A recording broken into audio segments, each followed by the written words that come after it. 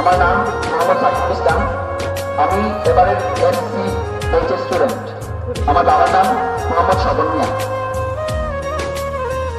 রাধানগর উচ্চ বিদ্যালয় কর্তৃক আয়োজিত অত্র বিদ্যালয়ের প্রতিষ্ঠাতা সভাপতি জনাব এম.এ. ওয়াদুদ মুন্সি ইন্তেকালে আজকের স্মরণ সভায় এবং 2024 সালের এসএসসি পরীক্ষার্থীদের সাফল্য কামনায় দোয়া ও মিলাদ মাহফিলে উপস্থিত অত্র বিদ্যালয়ের নবনির্বাচিত সভাপতি মোহাম্মদ মোসাদ্দেকুর রহমান মুন্সি ও সেক্রেটারি মহোদয় এবং অত্র বিদ্যালয়ের ম্যানেজিং কমিটির সকলকে ও অত্র বিদ্যালয়ের সম্মানিত প্রধান শিক্ষক, আমার প্রাণপ্রিয় শিক্ষকবৃন্দ, আমার সামনে উপস্থিত অত্র এলাকার গণ্যমান্য ব্যক্তিবর্গ, আমার সহপাঠীবৃন্দ ও আমার ছোট ও বড় সকলকেই জানাই আমার আন্তরিক শুভেচ্ছা ও সালাম।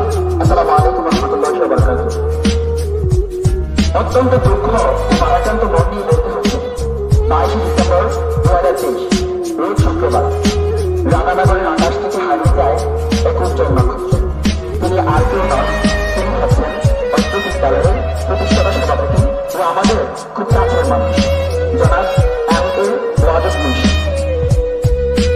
আজ 40 দিন 21 ঘন্টা হয়ে গেল উনি আমাদের মাঝে নেই। উনি কতটা ভালো মানুষ ছিলেন বলে শেষ করা যাবে না।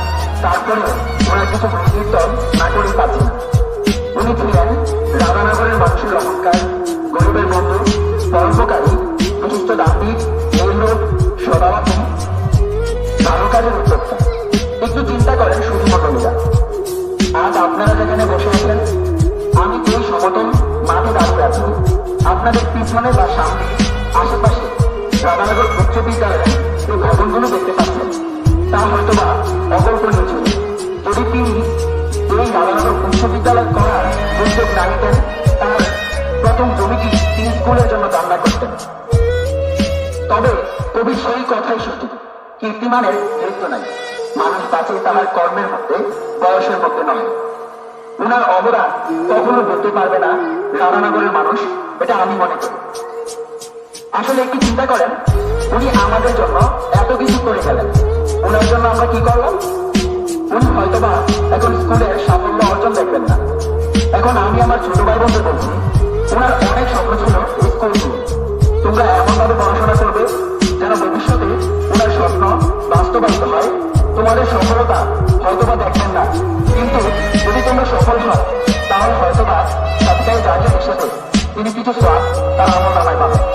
যাই হোক, ওনার জন্য বলতে গেলে আমি সাকিবকে হয়তোবা আমি 7 বার জন্মগ্রহণ করতে হবে। We know that man is mortal.